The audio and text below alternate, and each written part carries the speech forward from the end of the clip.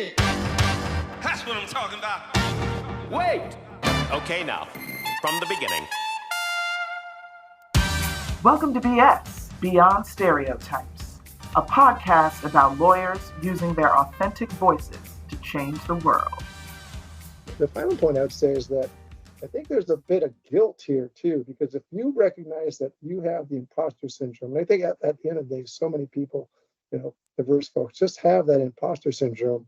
They feel like, I don't deserve to be here. I feel guilty to be here. Therefore, I'm not going to pull somebody up. We got to not think like that either. Right? We got to overcome that.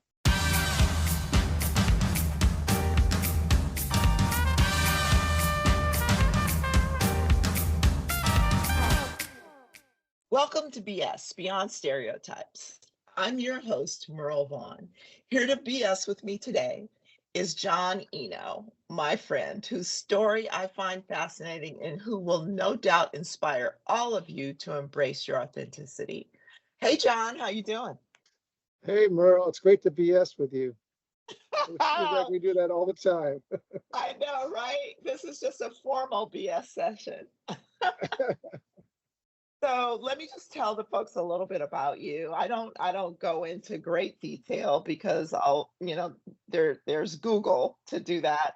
But just to do some level setting, let me tell the folks a little bit about you. John is a lawyer who received his law degree from USC Law School and attended Pomona College undergrad. John was at Reed Smith as a lawyer for 22 plus years. He was the managing partner of the LA office for over 4 years, was on the executive committee for over 2 years, was a corporate and securities partner for 19 years. And then I think fell in love with diversity and became the chief diversity officer, which he did for the last 6 years of his tenure at Reed Smith before retiring, and is now retired from the practice, but was brought out of retirement by our alma mater, USC, to be the interim head of alumni relations. What did I miss, John? So as soon as I retired, I launched my own DE&I consulting and speaking and training and coaching firm, and you can find it at johniino.com.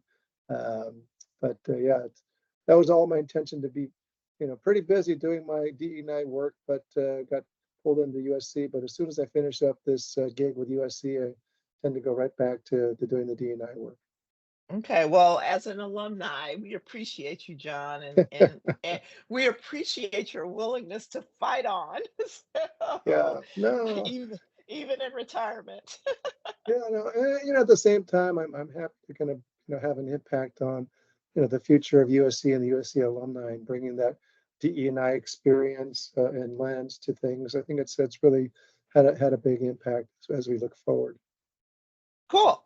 So, for anybody who's has listened to this podcast, one of the things that I like to start with is give you an opportunity to kind of tell your story, talk a little bit about your journey, particularly to the extent that you're willing to do so. Share with us, like, who was influential as in your formative years. How did you decide to become a lawyer, and kind of who helped you along the way, whether it was family or teachers or something like that. If you don't mind kind of just taking us back, John, and helping and bringing us forward. Sure, I'm happy to. I'm going to jump all over the place here, but at least just in terms of how I got here. We talk about who's a big influence. I think a big influence for me was my dad. My dad was a CPA, and in fact, he was the first Japanese American CPA in California, and perhaps really in the entire United States. Wow. Yeah, a little bit of background on that. So he was a bookkeeper. He was working here in Los Angeles, working the produce markets, and flower markets and the like. But World War II broke out, and they forced all the Japanese Americans to leave the West Coast. Most of them, 120,000, ended up having to go to these concentration camps or prisons. But he was fortunate that he went back to Cincinnati because his brother-in-law was in medical school there at the University of Cincinnati. So if you had a destination, a guarantor, so to speak, that was off the West Coast, you could go as long as you applied in advance. So he went to Cincinnati, and during the World War II, he got a job working for a Jewish gentleman who was a CPA named Norman Gentleson, who took him under his wing, and he got a CPA. It was very, very tough to get a CPA, but he got a CPA in Ohio. So then when the war ended, the families were able to come back to California. So he came back to LA, and because there was reciprocal licensing, he got a CPA license like in California in 1946. So as I say, he became the first Japanese American CPA, and in 44, it probably made it one of the first Japanese American CPAs in the United States. But I tell that story because it was a big impact on me, is in terms of the value of hard work and the value of battling through adversity.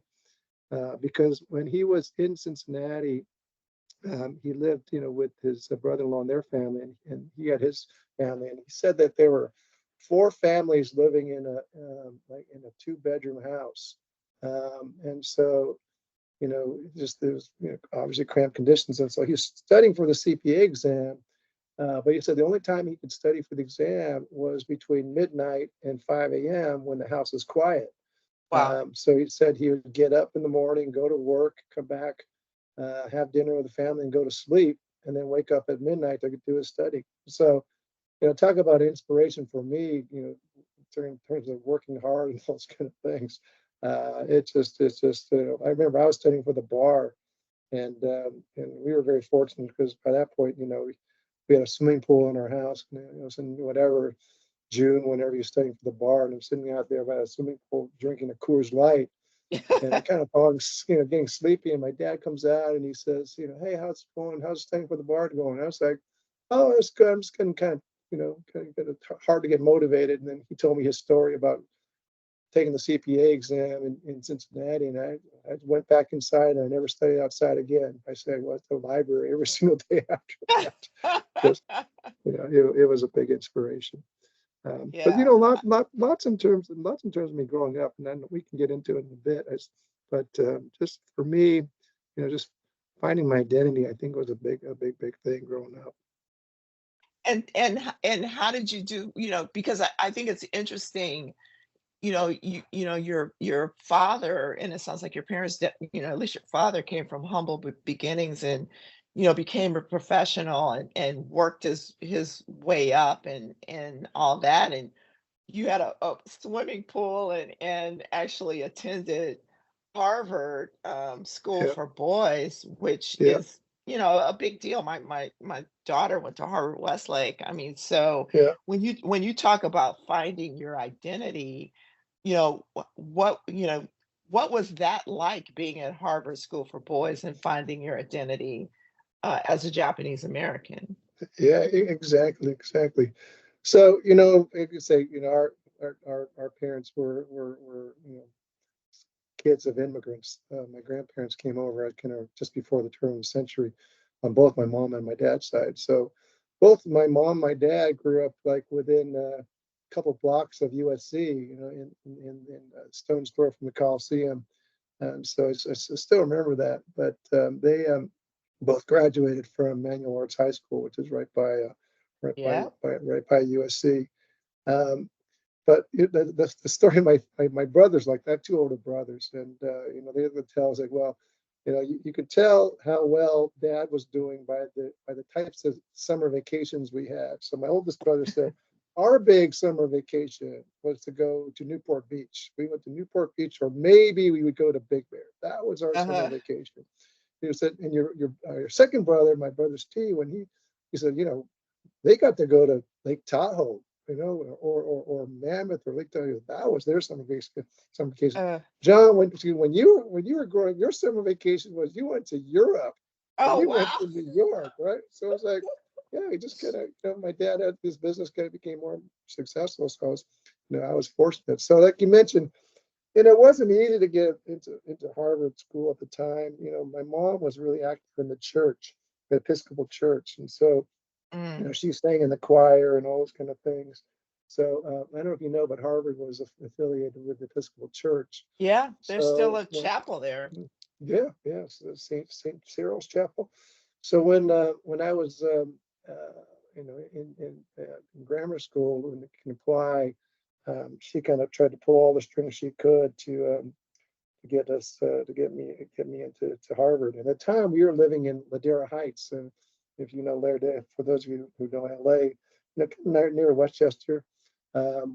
Grew up, was born in Crenshaw, but then we kind of moved to the suburbs, so to speak. They say we wouldn't move to Ladera Heights, but commuting from Ladera Heights to North Hollywood, that was a long trek when I first Hmm. got in.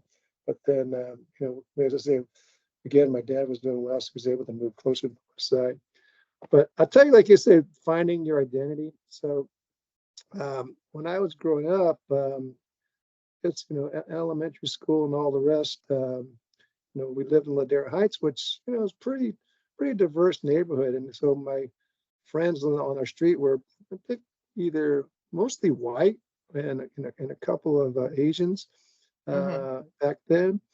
And then I went to Harvard in seventh grade, and I say that most of the folks there were there was only a handful of people of color. I mean, there was probably like two or three other Asians and a couple of Black African Americans, and I can't even remember how many if any Latino Latinx. Um, but the thing for me, I said, when growing up was that all of a sudden changed when we started thinking about dating. We start thinking about, Yeah. I started thinking about girls, right?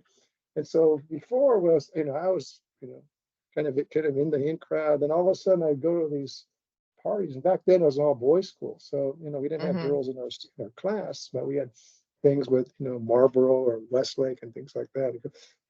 And I don't know, I just didn't feel comfortable, right? And it Hmm. just didn't feel like, party, just whereas before it was. So I probably spent the next, I don't know, 10 years of my life, just maybe 10 years, a little long, 5 or 6 years, just like trying to discover who I was and my identity. And so I was, really, it kind of shifted completely by the time I got to about 10th, 11th grade to becoming, all my friends were Asian American.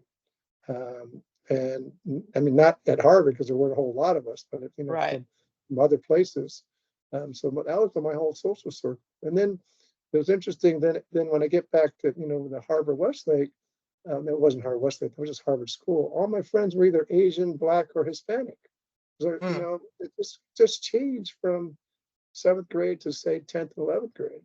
So I said, oh, it's kind of struggle to understand who I am, who you are. And I think it finally came to a head because I went to college, and in my junior year of, by this point, I would say I was like super Asian, right? That was what all my friends were, and it's, I just, I don't know if you remember, it's like, had a comb in my back pocket, wearing the bell bottoms, all kind of stuff, the feathered hair kind of thing. And and then in my junior year, I went to Japan, and I was Hmm. kind of going to find my roots and all that. And I Uh-huh. went back there, and in that year, it was pretty clear. I understood that I really wasn't Japanese. I was American. Interesting. Yeah, Uh-huh. and I ended up working and I also ended up working over there for a couple of years, and that's when I really kind of, I got this was when I was working at my prior firm.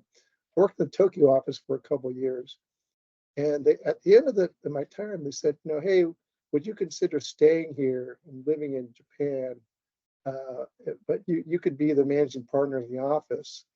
And I ended up thinking long and hard about it and turned them down. There's a number of reasons why I turned them down, but more than anything, because I said, you know what? I don't want to spend the rest of my life here because at the end of the day, I'm not Japanese. I'm American. Yeah. And I really want to go back to America. So, anyways, I ended up going back to LA and end up settling there. Right. And that's it's interesting. It's kind of similar to, and I haven't had that true identity experience because I've never spent time in Africa. I've been Hmm. to North Africa, but Hmm.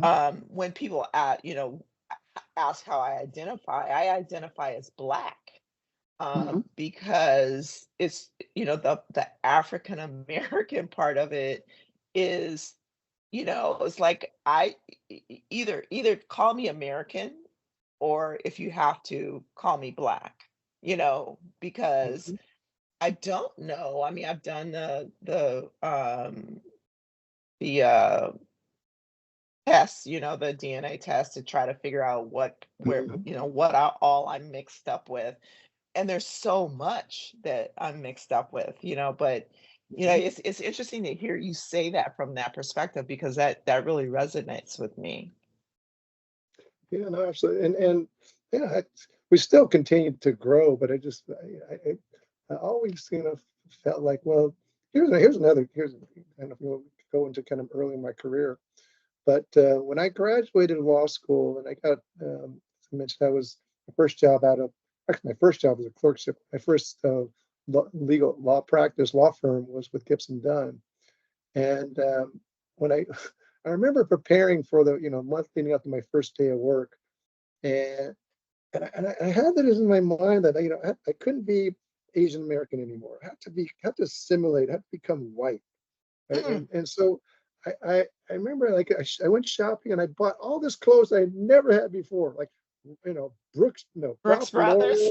Lauren, Ralph Lauren, shirts, those polo shirts or the button down shirts, penny loafers, right? Khaki pants. I didn't Uh, own any of that kind of clothes, right? And but I was like, I just had in my mind that, I have to go to this white, law firm and become white. And so that's wow. why, it's, and it'll quickly feel like, oh no, understand who you are. But I said, even starting with a law firm, this was what, 35 years ago or more. Starting a law firm back then, it felt like, oh no, I had to assimilate. I couldn't be myself. Interesting. And so how long, because that just gets us to delve right into what this podcast is about, which is finding your identity, staying true to your authenticity, and all the while, being productive and successful. And so at what point did it occur to you that you didn't have to be someone that you're not, that you can just be John Eno? Well, it's so funny because I was talking to my former partner, Janet Kwan, when I retired, and they had a little, get together. And she pulled me aside and she said, John, she goes, I just noticed there's a big change in you. Just kind of like you really grew up. And that wasn't the word she used. You really transformed when you took this D&I role. So I said, it was something I think I always struggle with, in that finally getting into that role is when I actually could truly be myself and express myself in terms of all the things I thought and all the things that were so important to me. As I talk about it now, it's like, yeah, it took a long time, because when I first started working, again, I don't think I was so much conscious in terms of who I was. I just wanted to do well. So Hmm. I worked. I just remember, so we started, and I started in 88. In 88 was there was a stock market crash in October of Yep. that year.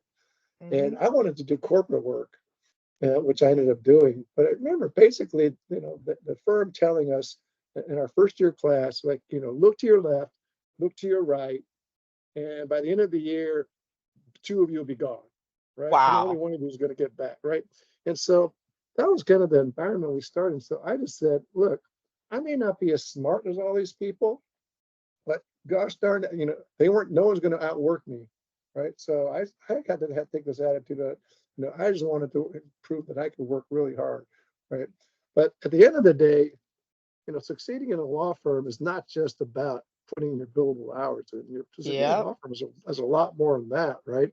And so, yeah, I put in the hours, put my head down, but you got to also spend a lot of time developing those relationships and cultivating, those mentor relationships and all those kind of things like that, which, in hindsight, that's why at the end of the day, why I love doing the D&I work is of all the things that we learned growing up that, we could help people, not make those same mistakes. So, Well, it, let's go ahead. no, I was going to say that when you kind of answer the question in terms of that this when did you really find out who you are? Mm-hmm. So so when I first started off, I was doing work in Newport Beach. So great group of folks there. Did a lot of fun work. And as I mentioned, after 5 years or so, I went to work in the Tokyo office. Again, trying to find myself and who, maybe that was me. Understanding ultimately I wasn't Japanese, but then coming back and then still doing some, Japan related work, international related work. Uh, you think about it, it's like, why does the Asian guy have to do the Asian work, right? Right. It's like, Right. just you stereotype yourself into that kind of work. So no, you could be a great corporate lawyer, you could be a great venture capital lawyer, things like that. So that's why it's struggling to find exactly what you do. You want to do what you're going to do well, but at the same time, you don't want to do something that your stereotypes like, oh, you're an Asian guy, you should go into IP. Right? It's like, Right. why? Right? Right. So, Right. why is that? Right? So you can have a great, Asian, trial lawyer, or a great Asian, corporate lawyer, a private equity lawyer. So, anyways, that's why I said it's always kind of a struggle to ultimately find yourself and feel that confidence that you could, be the best you could be. Oh, so the stereotype, it does sound like you were presented or dealt with stereotypes, but it almost sounds like you self-selected that. Like you chose to adopt, fit the stereotype and then try to assimilate. I mean, is that accurate? Or it doesn't sound like it sounds like something you chose. Yeah, I think that's right. I mean, on the one hand, this is why if you know what you want to do, you should do it.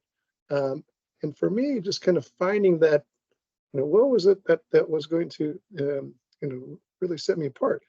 So here, this is back in oh boy, probably right around the time I joined Reed Smith. So like 98, 99, 2000, somewhere in there. It was just at the time that China was starting to become, a dominant player in the global economy. And the firm I was with at that time before joining Reed Smith had just started this affiliation with this firm in China. So we started doing some things, and because of that, I got a referral to do some work for a Chinese company that was coming here, who's now called TCL. You might have seen their TVs and things like that. They're a Hmm. really big company, but back then Hmm. they were just kind of getting started. So I started doing some work with them. But I get to Reed Smith, and they're saying, oh, well, you have, this is before we had China offices, before we had offices in Hong Kong and all those kind of things. But I had this Chinese clients. So it's like, oh, well, John, yeah, you're the Asia expert, right? So I gave this presentation to the board and the executive committee on China and all this kind of stuff like this. It was like, it just kind of, if that shoe fit. And so, okay, Right. how am I good? I'm new with Reed Smith, fairly new at that point, 1 or 2 years in. So it's like, how do I make a name for myself? So, okay, that kind of works, because if you look around, there are only probably about, I don't know, 6 or 7, Asian partners at the time at Reed Smith. So, okay, yeah, John, my calling card back then was, I was the California corporate lawyer. I wanted people to know right away that I was the expert on California law. You need to answer something in California law for you folks back in Pittsburgh or New York. Call John. That's the one thing I Hmm. wanted to do. But I also said, oh, you want to know something about Asia? Yeah, I can tell you something about Asia. 'Cause, you want to, if the shoe fits, you want to run with it. Because at the end of the day, you want to get business. You want to have, Right. want to have the name for yourself. Right. And did you find, so, I agree that putting your head down, I mean, too often people of color just do half of what you said, Yeah, which is work really, really hard, keep your head yeah. down, stay out of trouble, don't call attention to yourself, and just do the work. And then they do that for years, and then they find that they weren't building relationships, and it turns out that if you don't have relationships, you really don't have much of anything, no matter how hard you work. um can you talk to us about that, and talk about, because I'm still like intrigued by this idea of assimilation. Did you feel like the fact that you were savvy enough to think, oh, I have to assimilate, which I kind of find sad, but Mhm. that you did that help you, build the relationships that you needed to be successful and to get business, to make Oh partners? yeah, absolutely. So I'll tell you, and and I know this is API Heritage Month, but Yes. I talk a lot about this, especially amongst the API lawyers. So Asians are taught, I'll tell you another story about that. But Asians are taught by their parents: work hard, get good grades, go to a good school, and don't get in trouble, and everything's going to be great, right? And so this is probably going back 10 years ago when I was managing partner, or maybe I was a practice leader. I can't remember. I've had a lot of roles, but so there was a Asian American woman, senior associate. I mean, she had unbelievable numbers. So she was working really hard. Like her, what we call matter responsible credit. She was like over $2 million. It was just unbelievable. Mhm. So she was up for partner, and she didn't make it. And she Mm. came to me. She was so upset. She goes, I can't believe I didn't make partner. I did everything you're supposed to do. And so the first thing I said is that, well, you do a lot of work for this one client. Said, yeah, I can see from your credits, you do a lot of work for this one client. Yeah, I handle all these cases okay, great. Now, did the relationship partner for that client, did he go to bat for you with the executive committee, or go to bat with you with the senior management team? And she said, I don't know. And I was like, oh my gosh, this is if that person's not in the face of people, that's going to be a real problem, because you want people that are going to stand up for you. So again, she grew up, under the assumption, which is kind of stereotypically Asian parents: work hard. So in other words, put in the hours, get your billable hours in, get good reviews, and everyone's going to notice you. And then based on that, you're going to get promoted. Well, that's not how it works in a law firm. It's not just about that. You got to have who's going to stand up for you in the room, who's going to be lobbying for you when there's 15 other great candidates. So what's going to distinguish you? So you got to develop those relationships. So to her credit, the next year she was working every angle, right? And we actually have this whole template, in terms of promotion, roadmap to promotion that I used to give away to all the diverse, all the people, all the diverse lawyers and women, to say, here's what you need to do. And if you haven't doing all, you have to do all of them, but these are all things you need to do. But she worked her executive committee person. She had all these different partners that were speaking up to her. She was regularly checking in with her practice group leader and the senior management team in terms of her prospects, going back from 10 months before the partnership decision were made, all the way to the point where our head of legal personnel, who was in charge of promotions, she finally called me. She says, so and so is calling me like every week or every month with updates on her statistics and all her cases. She goes, tell her she's actually just back off. She's we got it. We got it. She's hurting herself by being too much in front of us Right, at this point. right.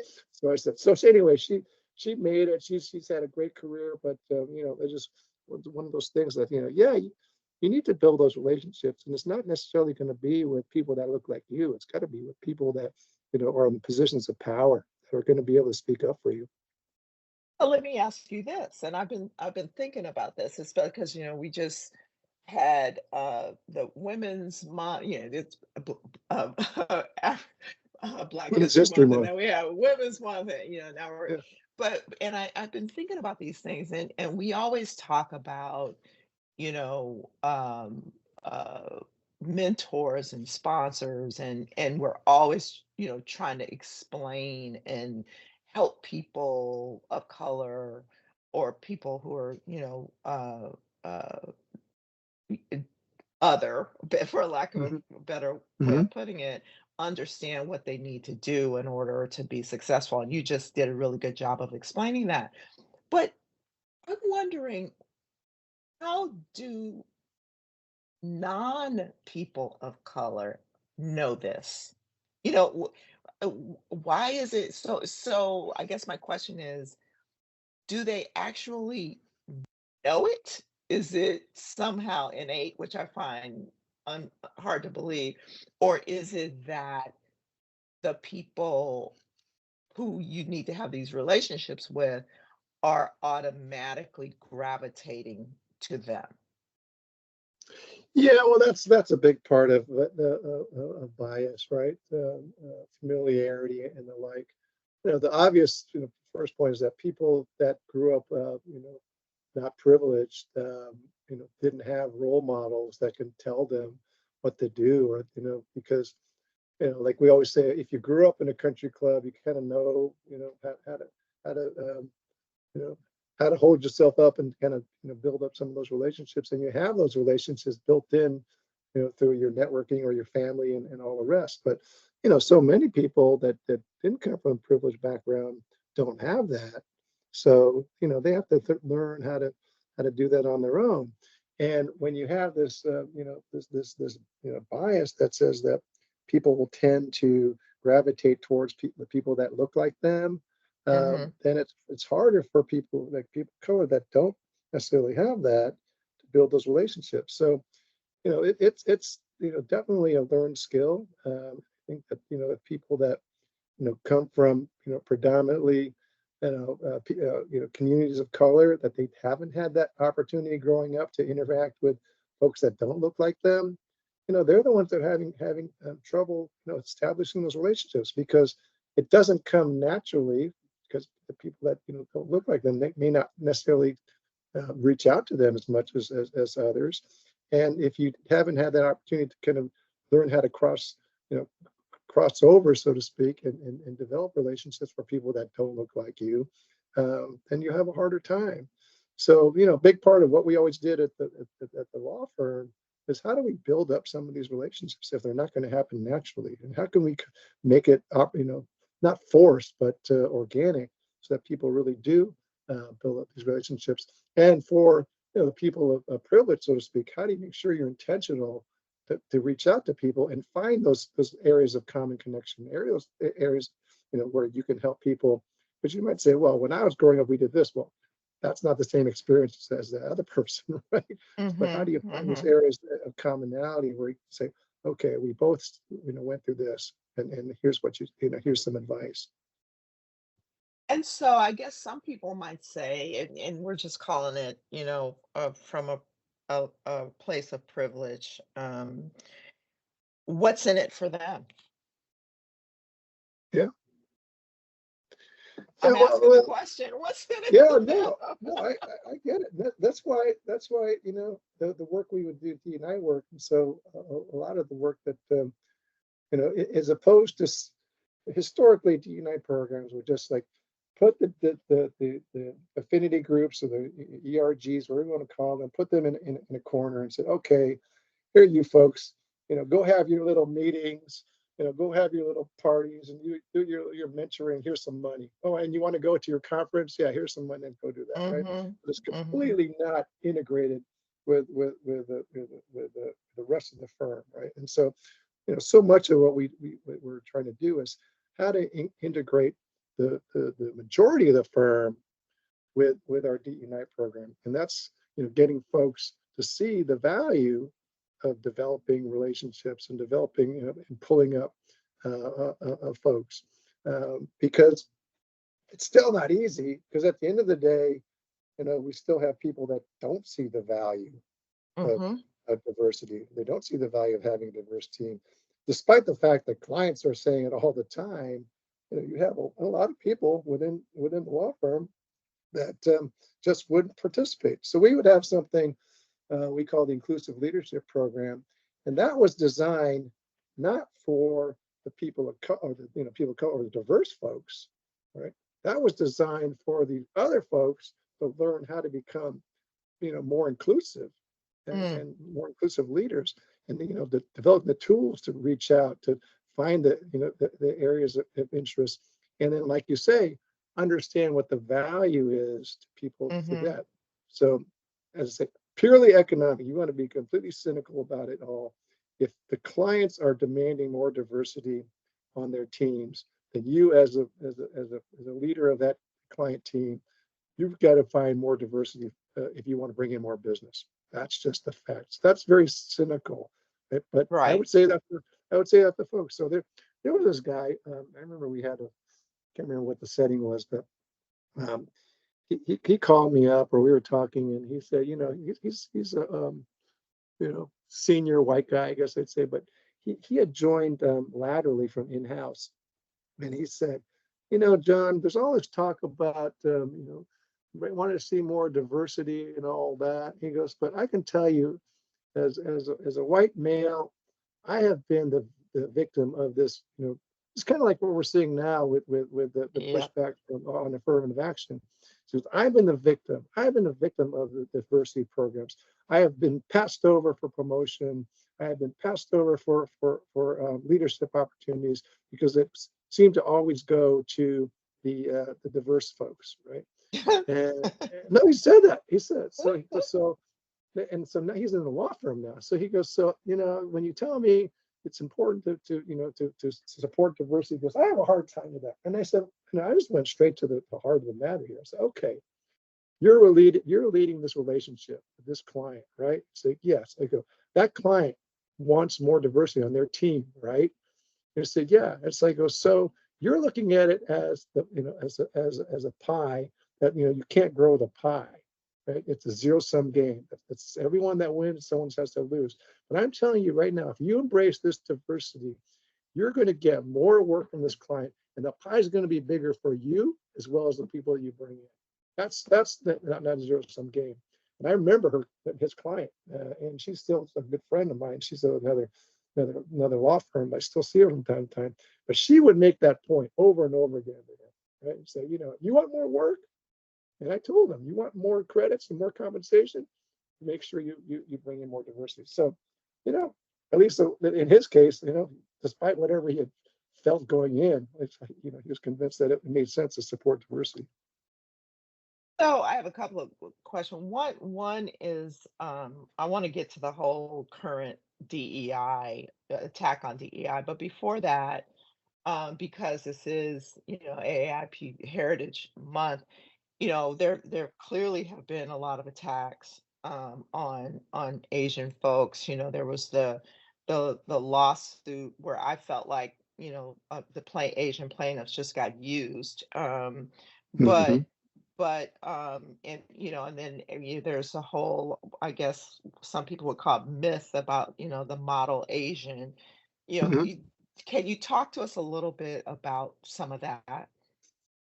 Yeah, well, it's a good point, because actually I am going to be speaking to Major Lindsay, to their global group as part of Asian Pacific Heritage Month, on busting the model minority myth, because there's so much to it here, but one of the things that if you continue to hold up Asians as the model minority, there's a lot. It, I tell the folks about when the Harvard, North Carolina cases, I go, okay, Some folks within the Asian American community feel like that was a win. On the other hand, the community is divided. And what I would say Exactly. is that, okay, you may have gained acceptance into Ivy League schools more, but wait till you get to the workplace, Hmm. because when you graduate from there, it's not so easy. And then, statistics after statistics will show, the lack of representation in senior leadership of Asian Americans, right? And so I said, okay, you know, if you say you don't need help getting into college, well, wait till you get to the workplace when that's going to be more real. When it's not just, again, getting good grades and getting good, SAT scores. So it's a lot more to that in the corporate world. And that's the importance of DE&I programs. But you talk about the Asian model minority myth.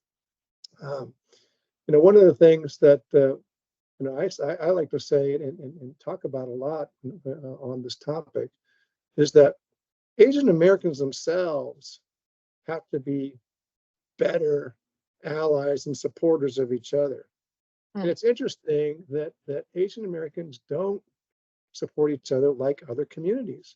I frankly think that the Black and the Latinx Hispanic communities do a better job of supporting each other. And you ask, like, why is that? Right? Why is it the Asian Americans don't do it? Part of it's cultural. It's cultural Hmm. because we're told that kind of keep your head down and don't make waves, right? The other thing is culture. I think is that Asian Americans are been driven so hard by their parents, that stereotypical tiger mom, right? That Correct. is just driving their kids. And I believe that as Asian American leaders, we do ourselves our proteges a disservice because we're harder on them than say their non-Asian counterparts, because we have this, oh, well, I expect even more from you. I said, well, wait a second, why are you holding up even higher standards, right? You got to support these people like you support everyone else. But the other part is it's the model minority myth, because people say, well, I don't need to help them out because they're doing just fine. They're hard workers, they're more assimilated, so we don't have to help out Asian Americans. Well, that's not true. That plain it doesn't happen. And I can tell you from my work at the law firm, my last full year there, the Asian American associates were the second lowest in terms of utilization amongst the various diverse groups. And so it's like Interesting. you all think that, oh, they're just hard workers. Well, they need help as any other group. So let's not buy into this model minority myth, of that, and say let's treat them all to say that they need as much help as anyone else. And in fact, by thinking they are the minority, that ends up harming them more because they're not getting the same support. And I myself was guilty of that. One of the things when I became chief diversity officer, this come to Jesus moment. I said when I first came in for the first year, 2 years, I was very conscious that as an Asian American in the role, I was the first person as chief diversity officer that wasn't Black. And even when our CEO, Sandy Thomas, asked me to do the role, I go, Sandy, I'd love to do the role, but the person has always been Black, and I don't know if I'm the right person for it. And he said, well, let me check around. So we checked with folks, like Scott Bolden and Glenn Mahone, all the senior folks, within the firm. And he goes, no, John, you're going to be fine because you have so much respect. They respect you. But at the same time, I was still conscious that I wasn't Black. And so when I started in the role, I spent so much time. I wanted to make sure that people understood that. Look, I don't, I've not, experienced the Black experience, and I've not lived through that. But I said I can tell you, I experienced racism. I can tell you that I've seen, stereotypes. Being Asian American, was talked about things like my dad went through. Hmm. But I just have to prove to you that I want to be supportive. So as a result, I was worried about showing favoritism to say the Asian American associates. And I wanted to quote win over the other people of color so I wouldn't be viewed as helping my own. And that Hmm. was a mistake. And I Yep. admitted this, as I said, you know, by helping and supporting the Black and the LGBT and the Asian, the Hispanic, associates or attorneys, it didn't mean I had to ignore the Asian Americans. But I Yeah. think I did it because, again, I think I suffered from this model minority myth. that they were going to be okay, right? So it's so important to people to recognize that and say, we got to treat, folks, APIs, like any other group, because they need support too. Well, and that, I appreciate that you had that come to Jesus moment, but I can tell you that, you're not alone. I think there are plenty of other folks of color, black or whatever, who get to positions and then they're afraid to advocate for people who look like them because they don't, for the Mhm. same reasons, right? They don't Mhm. want anybody to think that they're playing favorite, which is so interesting because the whole problem of exists because non people of color, non-diverse people, not the majority who are in control don't care. They do it every day. Yep. Right? Exactly. That's why we have the problem. It's like nobody's saying, and one of the think about this, and I think about this a lot, like, when I work with folks, I'll, work on deals and I'll bring in maybe, two black women with me, on one deal. And so we turn on the video and there's these three black women from MLA, and then on the other side, on all the other boxes on the client side or whatever, it's maybe all white people. And my initial thought is, I wonder what they're thinking. I wonder how Mhm. this looks to them. I wonder if they think we're not qualified. I still have Mhm. that. It's Mhm. fleeting because I'm like, okay, that's ridiculous. And you know what? I don't care. That's a them problem, not a me problem, right? Mhm. But because we are qualified and we, and all that. But think about the other side of that video, all white. Do you think they're thinking, do they Right. do they log on and think, "Uh-oh, we have all white people. I wonder what they're gonna think."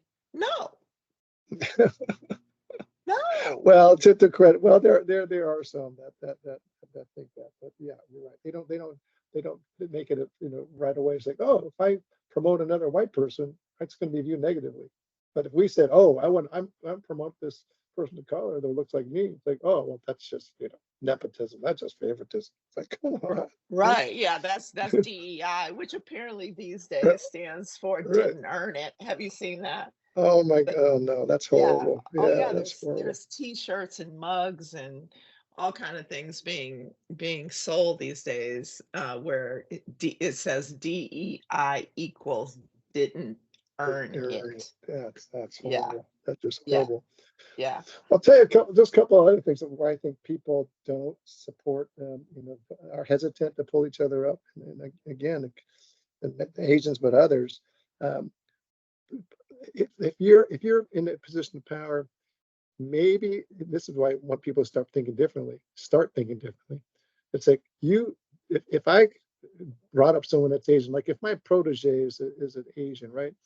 And is it is it because I don't want people to look at me as Asian? I want to assimilate. I want people to look at me as like a great leader. So I'm hesitant to do that. Well, that's obviously, not good, right? But it's like you Mm-hmm. think about, oh, I want to be viewed as white as part of kind of the in team. And I don't want to kind of hold out another person. And the other one is it's kind of like a check the box, concept. It's like, okay, I got the Asian card, right? I'm holding Mm-hmm. the Asian card right now on this board or whatever, right? And so I'm not going to bring another Asian up because I hold that box, right? I hold that seat, So I can't bring another person in. It's like, well, that's like if that's the same thing for like women on boards. If you said you hold the woman position, we know you need 4 or 5 or parity to have true diversity, right? But Right. if you said, oh, I don't want to bring another one because I hold it, so that's way backwards thinking. The final I would say, Exactly. yeah, the final point I would say is that I think there's a bit of guilt here too, because if you recognize that you have the imposter syndrome, and I think at the end of the day, so many people, diverse folks just have that imposter syndrome.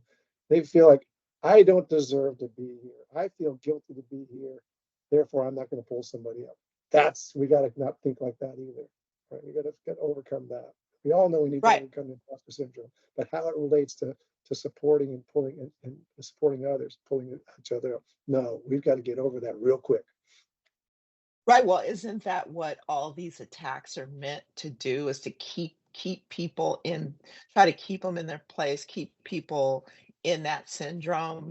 Anytime you start Hmm. telling people, well, DEI means didn't earn it, Right. all these are all things to try to solidify that Hmm. lack of confidence, and the lack of, to think that you don't you're not qualified, or you're not, Right. that you don't deserve equity. It's like, Yep. y- y- y- if I don't care what you call it. You could get rid of the term affirmative action, get rid of the Hmm. term DEI, get rid of all those terms. I don't care. Just Hmm. like you said, you're not Japanese, you're American. Hmm. I'm not African American, I'm American.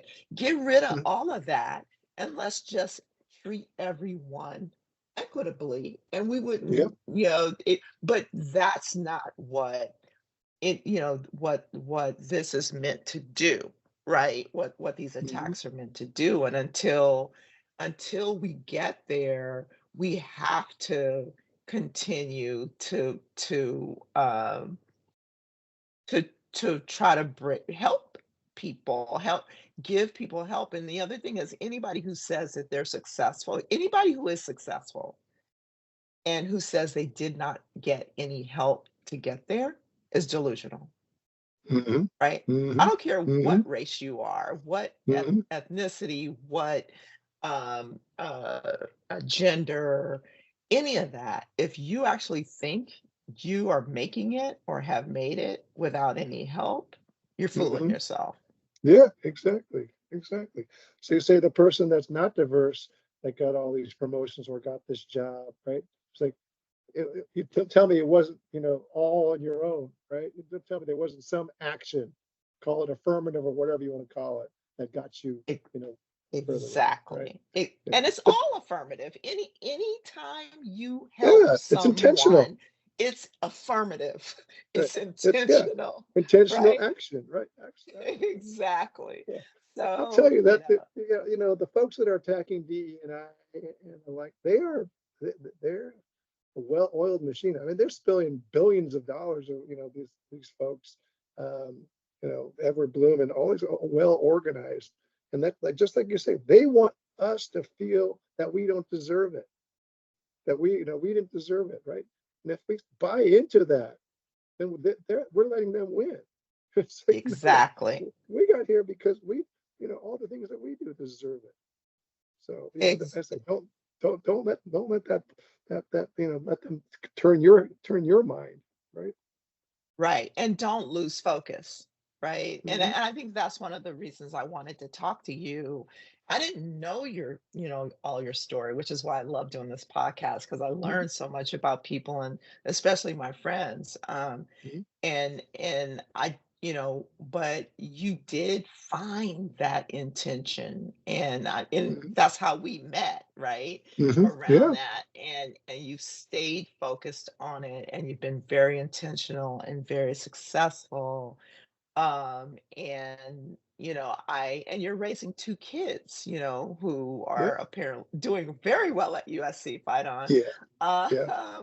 uh, and so, I wanted you to, and we're at the end of this, but I wanted to give you an opportunity to, like, give some words of encouragement or advice to folks, particularly folks who look like you, but not just folks who look like you, and understanding that Asians are not a monolith, right? Hmm. Yeah. Um, but just some encouragement and words of advice to folks about the struggles that they may face, but the ability to overcome them. Yeah. So I've learned a lot over the course of my career is that you can't force your career. You want to make sure that you're always enjoying what you do. You're pushing yourself as hard as you can to be the best and, develop these relationships. And sometimes that means being uncomfortable. We sometimes have to push ourselves harder than we're willing to push ourselves. But at the end of the day, I also believe that, what you preconceived thought was success may not necessarily be what it turns out to be. And you can be very successful in whatever areas you do that you had no idea that you were leading down that path. When I graduated law school, there was no such thing as chief diversity officer. And I got asked to step into that role after what, almost 20, 25, 26 years after being a lawyer. But it's something that presented itself to me. And I said, the universe presents itself to you, and you find these areas and flourish. And not to say that I wasn't successful before, because I really enjoyed. So I guess the same thing when I got asked to do management. I really enjoyed being in management, and so that was something that I hadn't thought about going into law school. And it's the same thing I say about taking this role at USC. I was like, this is not what I wanted to do in retirement. I wanted to do my BA consulting and coaching and all that kind of stuff. But I just kind of said, why is the universe presenting this to me? There's got to be a reason.